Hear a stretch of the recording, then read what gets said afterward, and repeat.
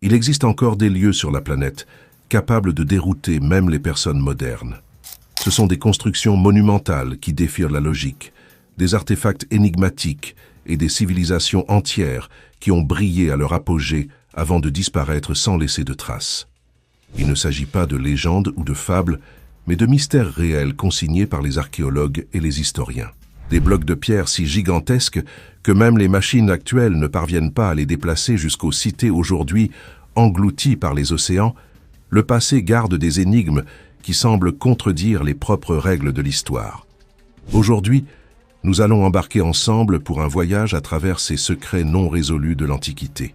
Attachez vos ceintures et préparez-vous à plonger dans ce mystère. Mais avant, on dit que vous aurez une chance incroyable si vous laissez votre j'aime et si vous vous abonnez avant la fin de cette vidéo. Le tombeau de Qin Shi Huang, sous les collines verdoyantes de la province du Shaanxi, en Chine, repose un lieu où réalité et mythe s'entrelacent encore. Le mausolée de Qin Shi Huang, le premier empereur à avoir unifié la Chine. Depuis plus de 2000 ans, ce tombeau demeure intact, gardé non seulement par l'immense armée de guerriers en terre cuite, mais aussi par des légendes de pièges mortels, de richesses cachées et de secrets jamais révélés. La célèbre armée de terre cuite a déjà été mise au jour et est devenue l'une des plus grandes découvertes archéologiques du monde. Mais la chambre centrale, où reposerait l'empereur, demeure inviolée.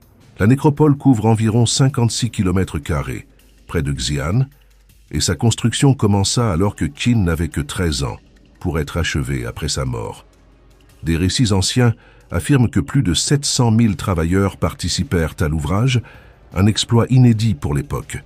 Autour du tombeau, des dizaines de fosses funéraires ont été découvertes, remplies de soldats d'argile, de chevaux et de chars, tous sculptés avec des détails impressionnants.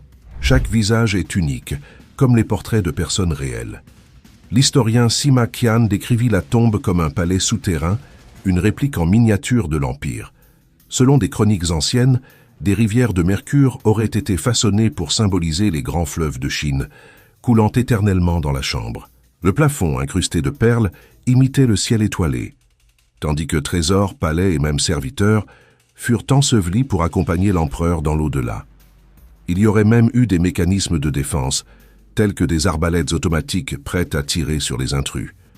La légende raconte que de nombreux artisans ayant participé à l'ouvrage furent enterrés vivants afin qu'ils ne révèlent jamais l'entrée du tombeau.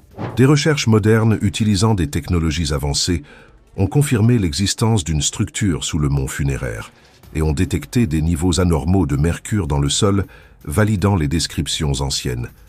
Malgré cela, aucun archéologue n'a osé ouvrir le site. La raison est claire. Il y a la crainte que toute excavation détruise de manière irréversible le contenu. Lorsque les premières statues de terre cuite furent découvertes, leurs couleurs vives disparurent en quelques minutes au contact de l'air. De plus, la forte concentration de mercure représente un risque grave, tant pour les chercheurs que pour l'environnement, pouvant provoquer une catastrophe chimique en cas de mauvaise manipulation. Il manque aussi des techniques efficaces pour préserver des matériaux extrêmement fragiles, comme la soie, le papier ou des manuscrits millénaires. Mais ce n'est pas seulement la science qui compte. Il existe également une forte valeur culturelle et spirituelle. En Chine, les tombes impériales sont considérées comme sacrées et les profaner est perçu comme une offense aux ancêtres et à l'histoire nationale elle-même. Dans le cas de Qin Shi Huang, le respect est encore plus grand, car il symbolise l'unification et le pouvoir absolu. Le gouvernement, d'ailleurs, divulgue peu d'informations sur les sondages, renforçant le climat de mystère. Beaucoup croient que le mausolée pourrait cacher non seulement des trésors, mais aussi des connaissances que l'humanité n'est peut-être pas prête à affronter, voire des vestiges de technologies oubliées. Pendant ce temps, des millions de touristes visitent chaque année l'armée de terre cuite, mais le mont central où reposerait l'empereur demeure intact. Le silence entourant ce tombeau continue d'alimenter des théories et de laisser ouverte la possibilité de révélation qui pourrait changer tout ce que nous savons sur la Chine antique. Le tombeau perdu de Genghis Khan. Selon d'anciennes traditions, après sa mort lors d'une campagne militaire au nord de la Chine, le corps de Genghis Khan aurait été ramené en Mongolie. Pour garantir que le lieu reste secret, la suite chargée du voyage aurait éliminé tous ceux qu'elle croisait sur son chemin. Certaines légendes affirment qu'environ 2000 personnes présentes aux funérailles furent exécutées. Et même les propres gardiens de la mission auraient été tués afin que personne ne révèle jamais l'emplacement. On raconte que 1000 chevaux furent menés à plusieurs reprises sur la région de l'enterrement afin d'effacer toute trace. D'autres versions parlent de rivières détournées pour inonder la tombe ou de forêts entières plantées au-dessus pour l'occulter. Parmi les récits les plus émouvants figure celui d'un jeune chameau enseveli avec l'empereur. On raconte que durant de nombreuses années, la mère de l'animal revenait sur place en pleurant sa perte, un geste qui aurait aidé les descendants de Khan à se souvenir de l'endroit exact où reposait leur ancêtre. Pourtant, aucun registre écrit n'a jamais indiqué avec précision le véritable lieu. Au fil des décennies, d'innombrables hypothèses ont été émises. La majorité des chercheurs croient que la sépulture se trouve près du mont Burkhan Khaldun, considéré comme sacré, où Khan naquit et priait avant d'unifier les tribus mongoles. Des chercheurs ont déjà utilisé des drones et des techniques modernes de cartographie pour détecter des anomalies dans le sol, mais les fouilles ont toujours été interdites par les habitants locaux, qui considèrent la zone comme inviolable. Il y eut même des projets internationaux qui analysèrent des images satellites avec l'aide de dizaines de milliers de volontaires, mais les résultats restèrent au stade de spéculation. Le mystère entourant la tombe de Genghis Khan va bien au-delà de son emplacement. Si elle venait un jour à être découverte, on pense qu'elle pourrait contenir des richesses inestimables et des artefacts rares recueillis dans tout l'immense empire, de la Chine à la Perse. Mais il existe aussi des récits parlant d'esprits gardiens, de malédictions mortelles et d'accidents mystérieux qui auraient frappé ceux qui osèrent à la chercher. Pour le peuple mongol, cependant, la question centrale n'est pas celle des trésors ou des légendes, mais bien celle du respect envers le héros national. Genghis Khan ne fut pas seulement un conquérant, il jeta les bases de la liberté religieuse, créa un système postal et introduisit les premières formes de monnaie en papier. Toucher à sa tombe serait une offense grave aux ancêtres. Les grottes de Longyu. Sous les champs verdoyants de riz du comté de Longyu, dans la province chinoise du Zhejiang, se cache l'une des plus grandes énigmes archéologiques du monde, le complexe des grottes de Longyu. Tout commença en 1992, lorsqu'un paysan décida de drainer l'eau d'un puits naturel proche de sa maison.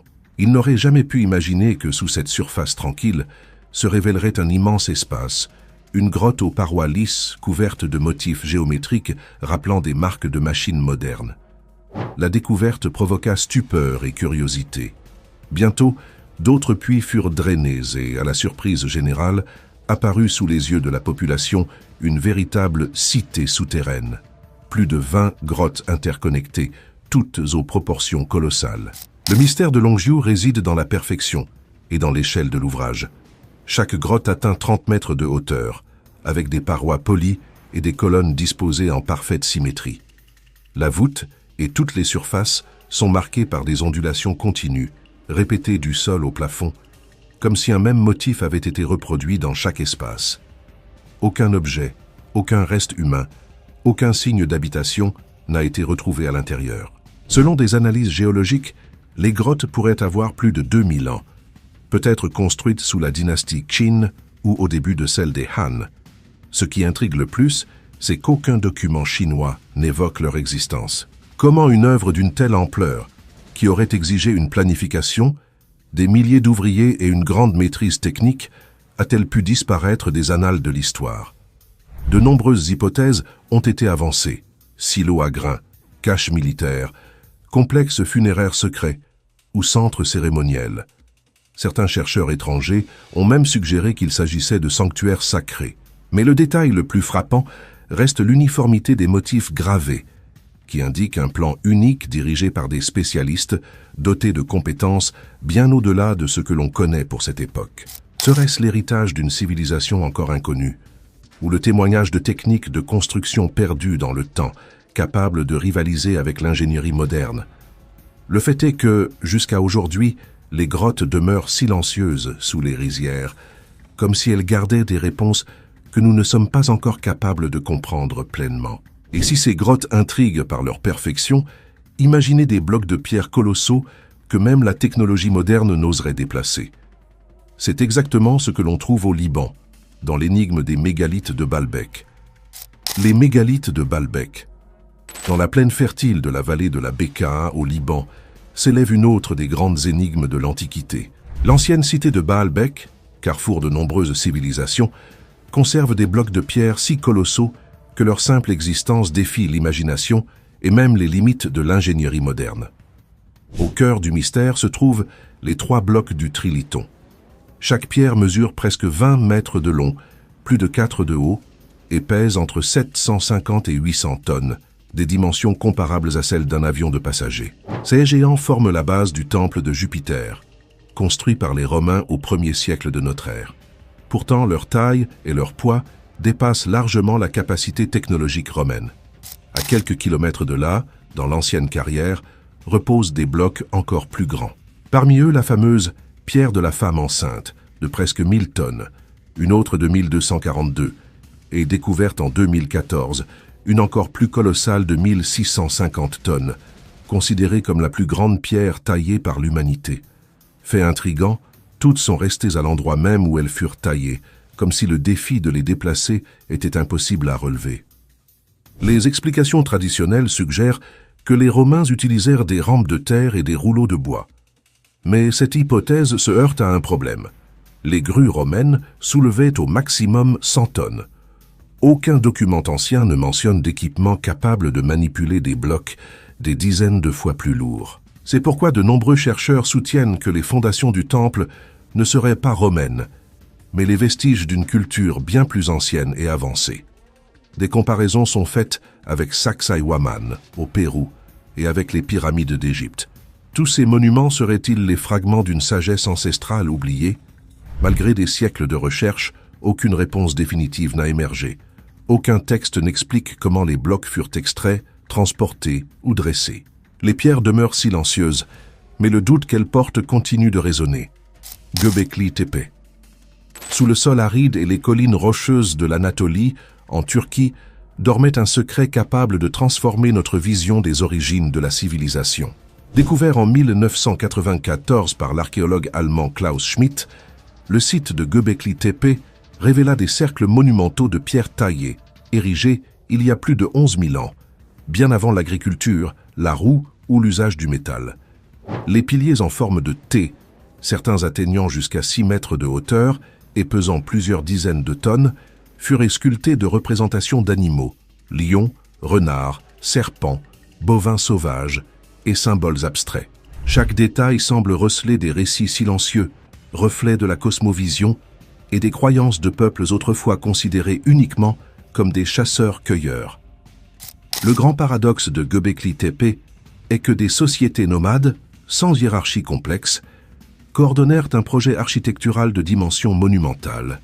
Cette découverte obligea la science à repenser la relation entre spiritualité et émergence des premières communautés organisées. Plus intrigante encore, vers 8000 avant notre ère, les propres bâtisseurs ensevelirent délibérément le temple, comme s'ils avaient voulu cacher ses secrets. Ce geste énigmatique permit au site de rester préservé durant des millénaires. Aujourd'hui, en réapparaissant à la lumière, les pierres de Göbekli Tepe ne réécrivent pas seulement des chapitres de l'histoire, elles soulèvent aussi de nouvelles questions. Serait-ce là la preuve de racines culturelles bien plus profondes que nous ne l'imaginions? Et quels autres trésors demeurent encore enfouis, comme dans le cas de l'énigmatique pyramide blanche de Chine? La pyramide blanche de Chine. Ses 4 côtés brillaient avec une telle intensité qu'ils semblaient irréels. 2 ans plus tard, en 1947, un autre pilote, Maurice Sheahan, confirma le récit de Gaussmann et réussit à enregistrer quelques photos floues en noir et blanc de la mystérieuse structure. Lorsque ces images arrivèrent en Occident, elles causèrent une véritable sensation parmi les archéologues et dans la presse internationale. Cependant, avec la fin de la guerre, les frontières de la Chine se fermèrent de plus en plus, et la région où l'on disait que se trouvait la pyramide devint strictement contrôlée. Peu d'érudits locaux reçurent l'autorisation d'enquêter sur le site, et les rapports officiels affirmaient qu'il ne s'agissait que de tombes en forme de monticules de terre construits entre les dynasties Qin et Tang. Les autorités insistaient sur le fait qu'il n'existait aucune pyramide blanche de dimensions extraordinaires, comme le décrivaient les pilotes américains. Pourtant, Au cours des dernières décennies, des images satellites publiées par des sources occidentales et russes révélèrent l'existence de plusieurs structures pyramidales dans la province de Shaanxi. Certaines dépassent 100 mètres de hauteur, plus imposantes que beaucoup de pyramides d'Égypte. Un détail curieux renforce la légende de l'éclat. Des traditions locales rapportent que la pyramide aurait été recouverte de calcaire blanc ou d'argile, reflétant la lumière du soleil et se détachant sur les montagnes grisâtres. Certains chercheurs occidentaux allèrent jusqu'à la comparer à la grande pyramide de Gizeh, estimant que sa hauteur pourrait atteindre 300 mètres, avec une base de plus de 450, des dimensions qui surpasseraient même les merveilles d'Égypte. Mais au fond, qui aurait érigé un tel monument? Et dans quel but? Les théories sont aussi nombreuses qu'intrigantes. Pour l'archéologie traditionnelle, il s'agirait de mausolées impériaux, symboles du pouvoir absolu. Ceux en quête de mystère soutiennent que la pyramide blanche serait l'œuvre d'une civilisation perdue, antérieure à l'histoire écrite de la Chine. D'autres la décrivent comme un centre religieux, un observatoire astronomique ou une partie d'un système aligné sur les constellations, rappelant la disposition des pyramides égyptiennes. Plus audacieux encore, certains affirment que son origine pourrait être liée à des visiteurs extraterrestres. Une hypothèse fascinante, bien que sans preuve. Malgré toutes ces spéculations, un obstacle demeure. Jusqu'à aujourd'hui, aucun chercheur étranger n'a reçu l'autorisation de réaliser des fouilles systématiques dans la région. Beaucoup de ces tombes restent intactes, protégées par la croyance que troubler le repos des empereurs pourrait apporter des calamités. Ainsi, la pyramide blanche est devenue non seulement une énigme archéologique, mais aussi un symbole d'interdiction, où mythe et réalité continuent de s'entrelacer. Et tandis que ces pyramides suscitent fascination et frustration en restant intouchées, en Égypte, une découverte récente a ravivé l'intérêt mondial, le mystérieux sarcophage noir d'Alexandrie. Le sarcophage noir d'Alexandrie. Parmi les découvertes archéologiques les plus marquantes du XXIe siècle en Égypte, rares sont celles qui ont attiré autant d'attention que le mystérieux sarcophage noir trouvé durant l'été 2018. Tout commença lors de travaux ordinaires dans la rue Al-Karmili, à Alexandrie, ville qui fut jadis le cœur culturel et politique de la Méditerranée antique. Alors que des ouvriers creusaient les fondations d'un nouvel immeuble, ils découvrirent un énorme bloc de pierre enfoui à 5 mètres de profondeur. Des archéologues furent appelés et, après avoir dégagé la terre, révélèrent un cercueil de granit noir mesurant 2,70 m de longueur, 1,50 m de largeur et 1,80 m de hauteur, pesant près de 30 tonnes. Ces dimensions surpassaient tout autre sarcophage trouvé à Alexandrie et dans une grande partie de l'Égypte. À ses côtés se trouvait un buste en albâtre, si érodé par le temps que le visage en était devenu méconnaissable, accentuant encore le mystère entourant l'identité de l'occupant. Ce qui surprit le plus les spécialistes fut l'absence totale d'inscriptions ou de hiéroglyphes, chose inhabituelle dans les sépultures nobles ou royales qui portaient généralement nom et titre. Seul un sceau de plâtre détérioré subsistait à la surface. L'anonymat du sarcophage alimenta toutes sortes de spéculations. Était-ce la tombe secrète d'une figure puissante dont la mémoire devait être effacée? Des rumeurs circulèrent, certains suggérant qu'il pourrait contenir le corps disparu d'Alexandre le Grand, fondateur de la ville. D'autres évoquaient d'anciennes malédictions, craignant que son ouverture ne libère des forces surnaturelles. La curiosité atteignit son apogée en juillet 2018, lorsque des spécialistes décidèrent d'ouvrir le cercueil malgré les risques biologiques. Des équipements modernes furent utilisés pour soulever le couvercle, et tous retinrent leur souffle. Au lieu d'une momie intacte ou de trésors cachés, une odeur insupportable surgit. L'intérieur était rempli d'eau stagnante, mêlée à la décomposition de corps humains. Le liquide brun rougeâtre donna naissance à des rumeurs étranges, certains réclamant de le boire en croyant à des pouvoirs surnaturels, une situation qui obligea les autorités égyptiennes à publier des avertissements sanitaires. L'analyse médico-légale révéla 3 squelettes dans le sarcophage.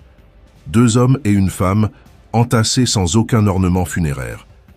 Il n'y avait aucun signe de royauté, ni or, ni objet précieux. L'un des crânes présentait des fractures suggérant une mort violente, peut-être au combat. L'étude des dents, des os et la datation au carbone situèrent les restes au IVe siècle avant J. Au début de l'ère ptolémaïque, quand Alexandrie prospérait comme l'une des villes les plus riches et cosmopolites du monde. Ce qui intrigua le plus les scientifiques fut le paradoxe. Pourquoi utiliser un sarcophage en granit noir, matériau rare, extrêmement coûteux et transporté depuis Assouan, à des centaines de kilomètres, pour enterrer 3 personnes communes, sans inscription, sans symbole de statut et sans aucune cérémonie? Certaines hypothèses indiquent qu'il pourrait s'agir de membres d'une famille noble oubliée, de soldats morts en temps de chaos ou même d'officiers délibérément effacés de la mémoire, pour des raisons politiques. D'autres suggèrent que des facteurs religieux auraient motivé l'effacement de leur nom.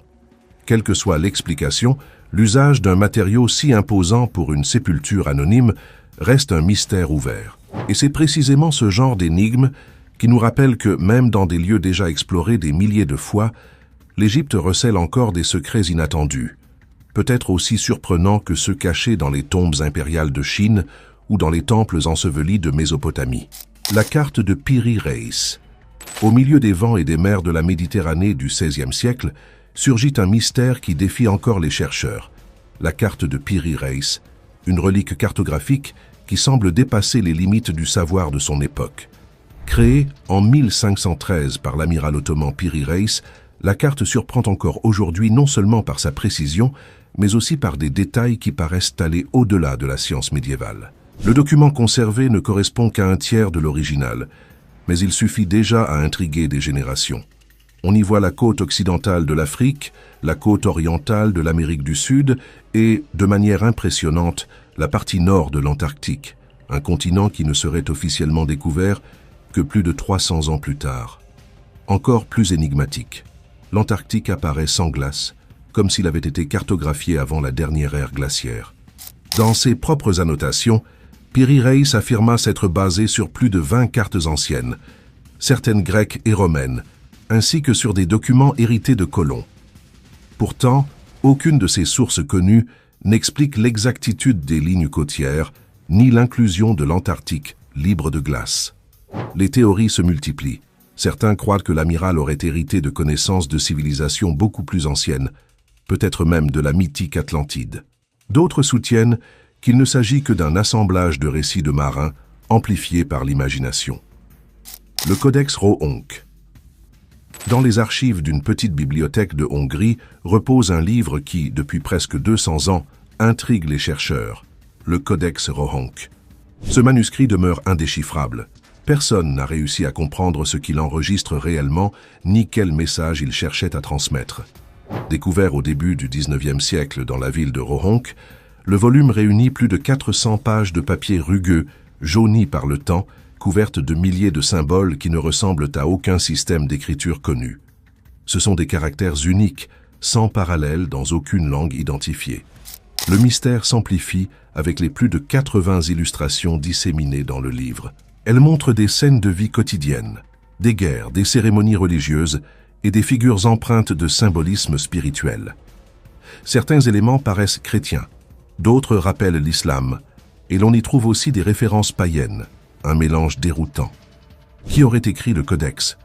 Pourquoi inventer une écriture si élaborée? Et quel message ces auteurs souhaitaient-ils préserver? Les théories ne manquent pas.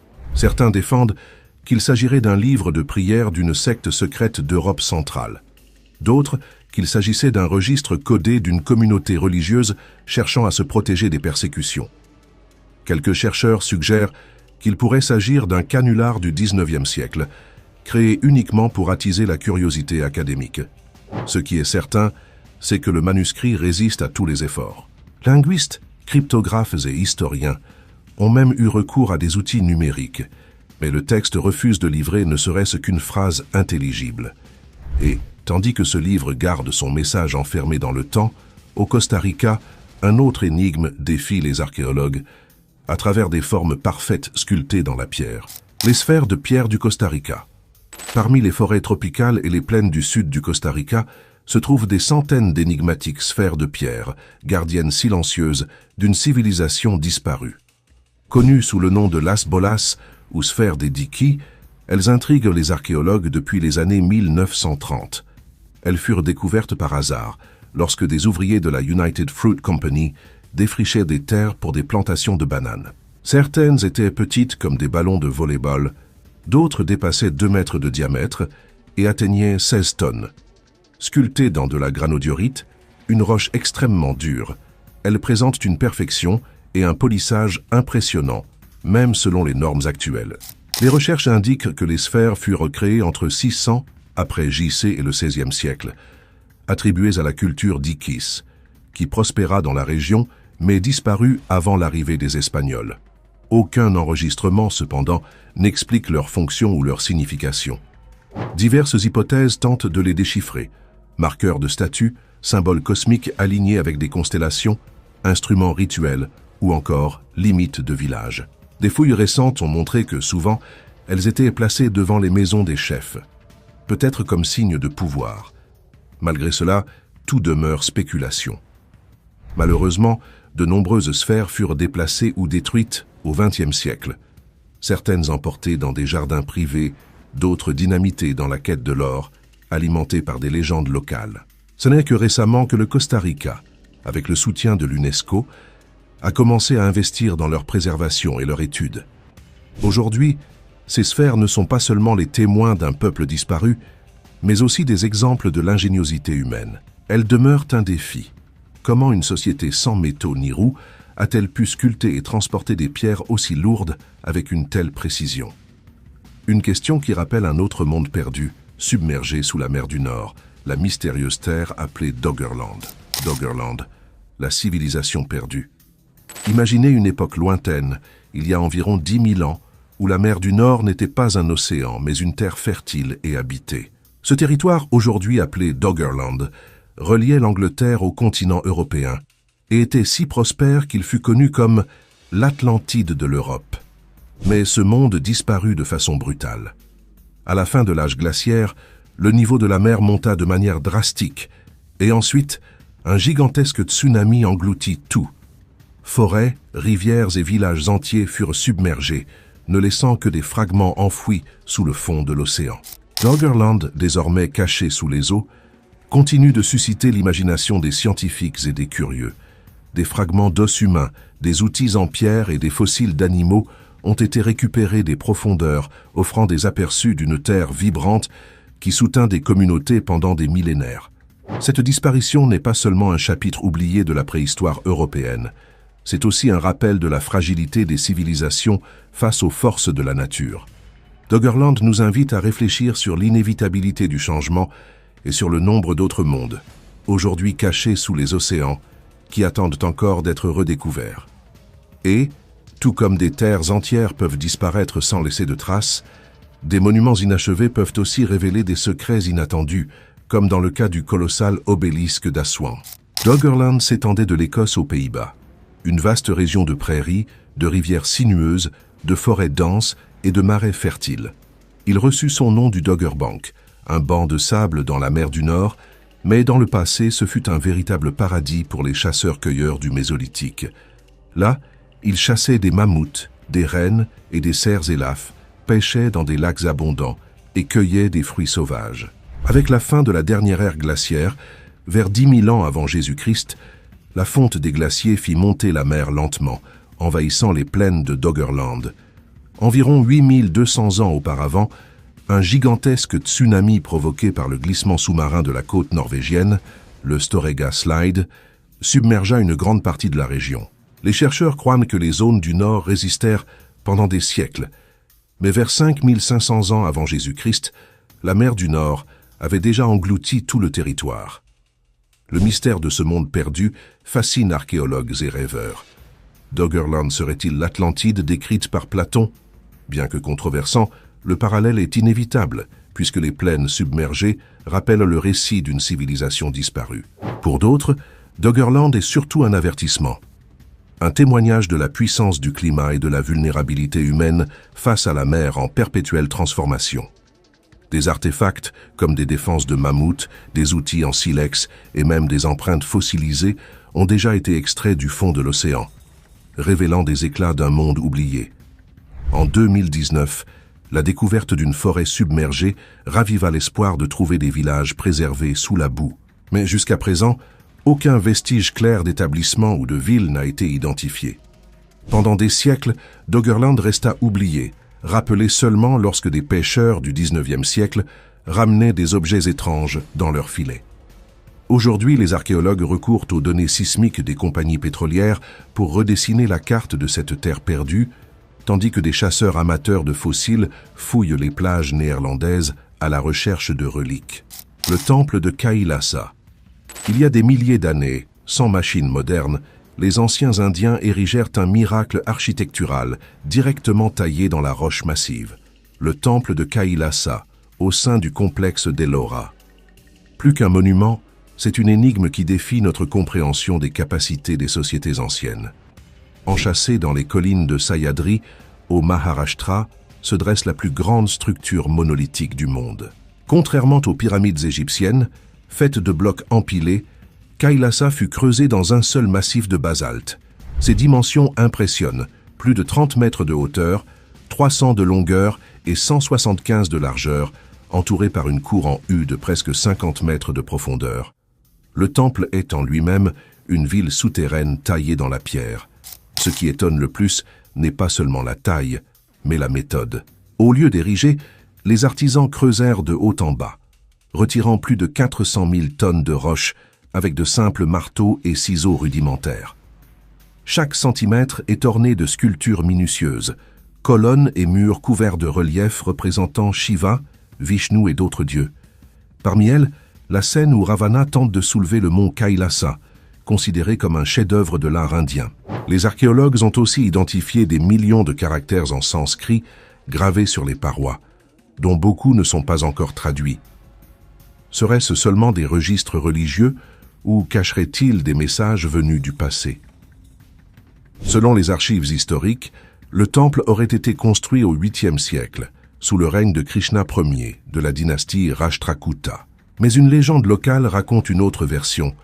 La reine aurait promis de jeûner jusqu'à voir la tour achevée, priant Shiva de guérir son mari. L'architecte Kokassa, pour le sauver, commença l'excavation par le sommet et acheva la partie supérieure en seulement une semaine. Folklore ou non, il est certain que l'ensemble du temple fut terminé en 18 ans, quelque chose d'à peine concevable pour l'époque. Malgré tout, certains chercheurs soutiennent que Kailasa pourrait être bien plus ancien. Comment une civilisation de plus de 1000 ans aurait-elle pu accomplir un tel exploit avec des outils si simples? Des théories audacieuses évoquent des peuples avancés dont les techniques furent perdues, ou même des technologies extraterrestres, inspirées par les coupes droites et les marques de forage visibles dans la roche. Une autre possibilité est que le projet ait rassemblé des artisans de plusieurs régions, ce qui expliquerait la fusion des styles typiques des dynasties Chalukya et Pallava. Mais reste sans réponse l'absence de carrières ou d'outils de grande envergure à proximité du site. Le temple faillit être détruit des siècles plus tard. Au XVIIe siècle, l'empereur moghol Aurangzeb ordonna à 1000 hommes de le démolir. Après 3 ans d'efforts, ils ne réussirent qu'à endommager quelques sculptures mineures. La dureté du basalte et la solidité de l'ouvrage transformèrent l'entreprise en échec. Aujourd'hui, le temple de Kailasa demeure à la fois un monument à l'ingéniosité et à la dévotion humaine, et une porte ouverte vers de nouvelles questions, rappelant que l'histoire peut dissimuler des secrets encore plus profonds, comme le mystère de la légendaire bibliothèque d'Alexandrie. La bibliothèque perdue d'Alexandrie. Au cœur de la ville fondée par Alexandre le Grand, vers 330 avant JJC, s'éleva la légendaire bibliothèque d'Alexandrie, considérée comme le plus grand centre intellectuel du monde antique. Créée durant le règne de Ptolémée Ier Sotère et agrandie par Ptolémée II Philadelphe au IIIe siècle avant JC, elle faisait partie du Moussion, le temple des Muses, où poètes, savants et philosophes se réunissaient. On estime qu'elle abritait entre 200 000 et 700 000 rouleaux de papyrus, rassemblant des œuvres d'Homère, Platon, Aristote et des textes venus de Grèce, de Perse, d'Égypte et d'Inde. Plus qu'un dépôt de livres, le Moussion était un centre de recherche. Là, Euclide posa les bases de la géométrie, Ératosthène calcula la circonférence de la Terre et Archimède créa des inventions qui résonnent encore aujourd'hui. Ce qui la rendait unique n'était pas seulement la quantité, mais l'effort actif de réunir le savoir du monde. Les souverains ptolémaïques, envoyèrent des émissaires dans des terres lointaines pour copier des manuscrits. Même les navires accostant au port voyaient leurs livres confisqués, copiés et archivés avant restitution. Les parchemins étaient catalogués et traduits en grec par de célèbres bibliothécaires comme Aristarque de Samothrace. Malheureusement, rien de la structure n'a survécu. Ce que nous savons provient seulement de récits, et la fin de la bibliothèque est aussi mystérieuse que sa gloire. Beaucoup pensent qu'un incendie colossal détruisit l'ensemble du fond, mais l'histoire est plus complexe. L'un des premiers suspects est Jules César. En 48 avant J.C., durant sa guerre contre Pompée, il ordonna d'incendier les navires du port d'Alexandrie. Le feu se propagea et une partie de la bibliothèque fut touchée. Jusqu'à 40 000 rouleaux auraient pu être perdus. Cependant, des auteurs postérieurs, comme Strabon, la décrivent encore en activité. D'autres évoquent le IVe siècle après J.C., lorsque le christianisme devint religion officielle. L'empereur Théodose Ier décréta la destruction des temples païens, y compris le Sérapéum, à Alexandrie, qui abritait une collection associée à la principale. Il existe encore la version polémique selon laquelle, en 642 après J.C., lors de la conquête musulmane, le général Amr ibn al-As aurait utilisé les livres comme combustible pour les bains publics. Toutefois, ce récit n'apparaît que dans des textes arabes du XIIIe siècle et est considéré par de nombreux chercheurs comme une légende. Pour beaucoup d'historiens, la grande bibliothèque ne fut pas détruite en une seule fois, mais lentement, au fil des siècles. Dès le IIe siècle avant J.C., le pouvoir de la dynastie ptolémaïque s'affaiblissait, et avec lui le soutien aux Mousseillons. Guerres, querelles internes et perte du prestige culturel d'Alexandrie contribuèrent à son déclin progressif. Qu'a-t-on réellement perdu? Il est impossible de le savoir, mais beaucoup croient que des manuscrits uniques de Sappho, d'Euclide ou d'Aristote disparurent à jamais. D'autres spéculent que des rouleaux de mathématiques, d'astronomie ou d'ingénierie auraient pu accélérer le progrès humain de plusieurs siècles. Des théories plus audacieuses suggèrent que la bibliothèque gardait les héritages de civilisations encore plus anciennes, peut-être même de cultures effacées de la mémoire humaine.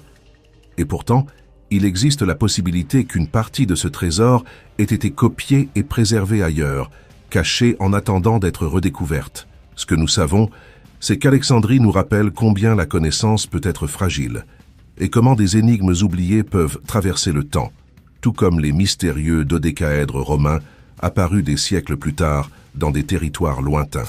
Les dodécaèdres romains. Depuis que le premier exemplaire fut découvert en 1739 à Aston, en Angleterre, plus de 130 dodécaèdres romains ont été mis au jour dans des régions du nord-ouest européen, de l'Angleterre à la France, de l'Allemagne à la Hongrie et à la Suisse. Curieusement, aucun n'a jamais été retrouvé au cœur de Rome. Ces objets en bronze, à 12 faces pentagonales percées de cercles de tailles variées, vont de la dimension d'une balle de golf à celle d'une orange, pesant de quelques dizaines de grammes à plus d'1 kilogramme. Chaque sommet porte de petits boutons sphériques, révélant un travail de fonte raffiné pour les siècles 2e à 4e après J.C. La présence de ces artefacts auprès de monnaies et de trésors indique une valeur considérable, mais leur fonction demeure mystérieuse. Ce n'étaient pas des outils ordinaires. Alors à quoi servaient-ils?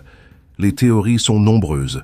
Certains croient à un usage religieux lié à des rituels celto-gallo-romains, à une époque où les pratiques magiques étaient persécutées par le christianisme officiel. Un exemplaire retrouvé dans la tombe d'une femme en Belgique renforce cette hypothèse. D'autres suggèrent des instruments de mesure, peut-être pour calculer des distances en bataille ou suivre le soleil à des fins agricoles. Toutefois, l'absence de standardisation des trous et des tailles affaiblit cette idée. Le mystère s'accroît face au silence des sources romaines. Aucun document, inscription ou gravure ne mentionne les dodécaèdres.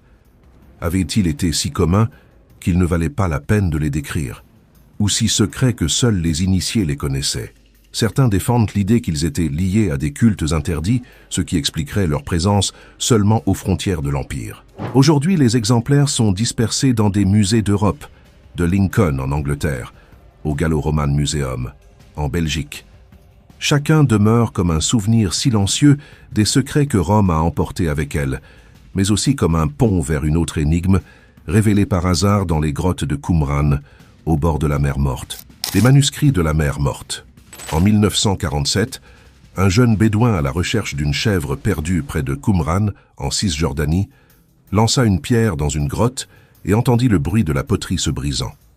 À l'intérieur, il trouva des jarres en argile contenant des rouleaux de parchemin presque intacts. La découverte mena à l'exploration de 11 grottes, révélant environ 981 manuscrits composés de plus de 25 000 fragments, l'équivalent de 800 œuvres originales. Datés entre le IIIe siècle avant J.C. et le 1er siècle après J.C., les manuscrits de la mer Morte comprennent les plus anciens exemplaires connus de la Bible hébraïque, ainsi qu'une vaste collection de textes religieux et profanes.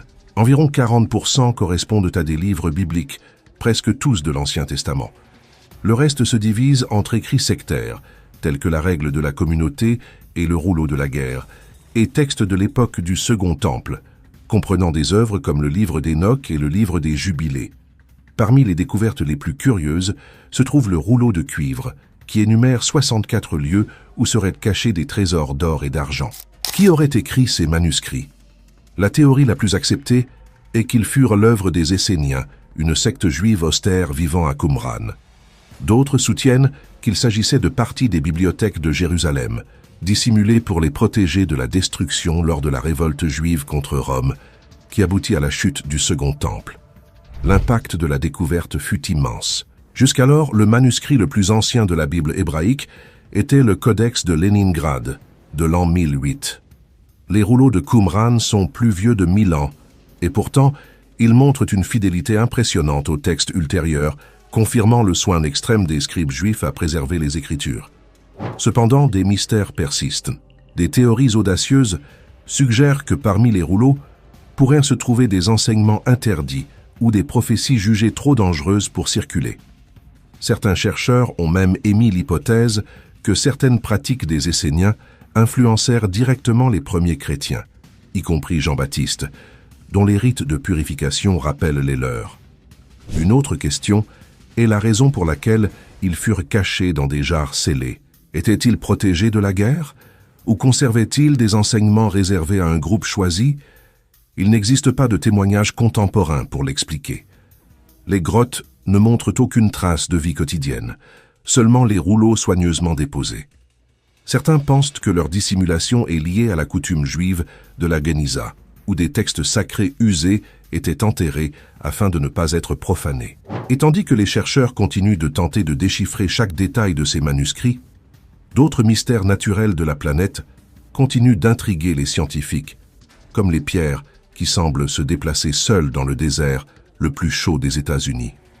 Les pierres mouvantes de la vallée de la mort. Au cœur aride de la vallée de la mort, aux États-Unis, un phénomène déroute les scientifiques depuis plus d'un siècle. Dans le lit asséché appelé Racetrack Playa, des rochers semblent se déplacer seuls, laissant de longues traces sur le sol craquelé, comme s'ils étaient guidés par des mains invisibles. Personne ne les a jamais vus en mouvement, mais les marques sinueuses sont indéniables. Certaines suivent des lignes droites, d'autres font des virages brusques ou changent soudainement de direction. Le plus curieux, elles ne se déplacent pas toutes en même temps. Certaines pierres restent immobiles pendant des décennies avant de se déplacer soudainement. En 2011, les chercheurs Richard Norris et Jim Norris installèrent des capteurs GPS sur 15 pierres, des caméras à intervalles de temps et une station météorologique. Ils s'attendaient à des résultats en plusieurs années, mais en décembre 2013, ils furent témoins de plus de 60 rochers glissant devant leurs yeux. Le secret résidait dans une rare séquence d'événements. D'abord, la pluie créait une fine couche d'eau. Puis, la nuit, le froid intense formait une pellicule de glace de quelques millimètres. Avec le soleil, la glace se fracturait en plaques qui poussaient lentement les pierres. L'une d'elles parcourut 224 mètres durant l'hiver 2013-2014. Cette explication écarta des hypothèses antérieures, allant de vents d'ouragan à des champs magnétiques ou à des extraterrestres. Pourtant, des doutes persistent. Pourquoi certaines pierres ne bougent-elles jamais? Et comment des roches de jusqu'à 320 kg parviennent-elles à glisser avec tant de facilité? Le mystère des pierres marchantes montre combien la nature peut encore surprendre par des mécanismes cachés. Et tout comme ces traces silencieuses dans le désert, d'autres énigmes archéologiques laissent également des marques intrigantes, tel le légendaire labyrinthe perdu d'Égypte, que beaucoup croient avoir rivalisé en grandeur avec les pyramides elles-mêmes. Le labyrinthe perdu d'Égypte. Il y a plus de 2500 ans, l'historien grec Hérodote décrivit une merveille plus grande encore que les pyramides. Un vaste labyrinthe souterrain avec des milliers de salles couvertes de hiéroglyphes et de peintures. Selon lui, rien en Grèce ne rivalisait en travail et en grandeur avec une telle œuvre. Le soi-disant labyrinthe de Hawara, situé dans l'oasis du Fayoum, à 90 km au sud du Caire, aurait été construit près de la pyramide du pharaon Amenemhat III, le dernier grand roi de la 12e dynastie. Hérodote affirmait avoir vu de ses propres yeux un complexe à 2 étages comprenant 3000 salles, dont 1500 souterraines, ainsi que 12 cours couvertes de colonnes de pierre assemblées avec précision. D'autres auteurs de l'Antiquité, tels que Strabon, Diodore de Sicile et Manéthon, mentionnèrent également la structure, suggérant qu'elle existait réellement. Pour les Égyptiens, ce n'était pas un labyrinthe, mais un centre funéraire sacré, destiné à abriter non seulement des rois, mais aussi des crocodiles considérés comme divins. L'énigme reprit vigueur en 2008, lorsque des archéologues travaillant près de la pyramide de Hawara identifièrent, grâce à des radars, des indices de chambres souterraines. Beaucoup crurent avoir trouvé le légendaire labyrinthe. Cependant, peu après, le Conseil suprême des Antiquités d'Égypte imposa le secret sur les résultats, invoquant des raisons de sécurité nationale. Le chercheur Louis de Cordier du groupe Mataha alla jusqu'à publier des informations en ligne, après ne pas avoir obtenu d'autorisation officielle. Depuis lors, aucune grande fouille n'a été entreprise. Pourquoi garder secret quelque chose de capable de réécrire l'histoire? Certains affirment que le labyrinthe pourrait receler des tombes, des trésors et des textes anciens, peut-être même des archives de cultures antérieures à l'Égypte. D'autres croient que Hérodote et ses contemporains n'ont fait qu'exagérer. De plus, des inondations et l'exploitation de la pierre au fil des siècles pourraient avoir enseveli ou détruit une partie de la structure. Aujourd'hui encore, la zone de Hawara reste inaccessible au public, malgré les radars confirmant la présence de chambres sous la surface. Ainsi, le labyrinthe demeure l'une des plus grandes énigmes de l'Égypte. Un puzzle qui attend toujours d'être résolu.